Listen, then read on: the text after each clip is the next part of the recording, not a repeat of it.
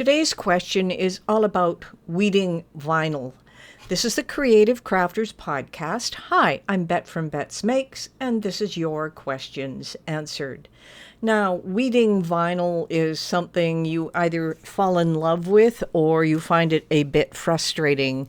Well, I find on one side the frustration is the fact that you can't always see the lines that you're working with.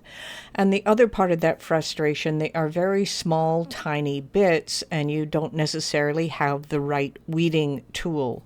So my advice here, number one, is make sure you have a nice straight pointed weeding tool. And the reason I'm saying that is with my weeding tools, I do wear them out and they get a little crook at the end, which makes the weeding really difficult. So make sure your weeding tool is straight and has a nice point to it so it's easy to pull things out.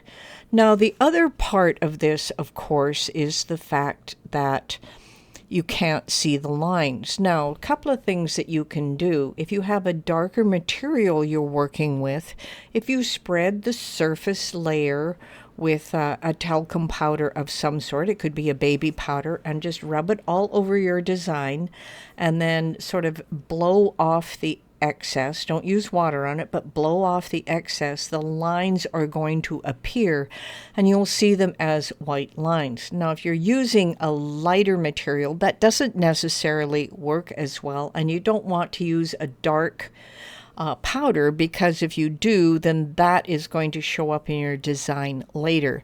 So you can use something like a bright pad to put your design over top and let the light shine through, and that will help you define the lines that you're weeding. So those are three things that you can take a look at, and perhaps weeding vinyl is going to be a lot easier when you get to that point. This has been the Creative Crafters Podcast, and your questions answered.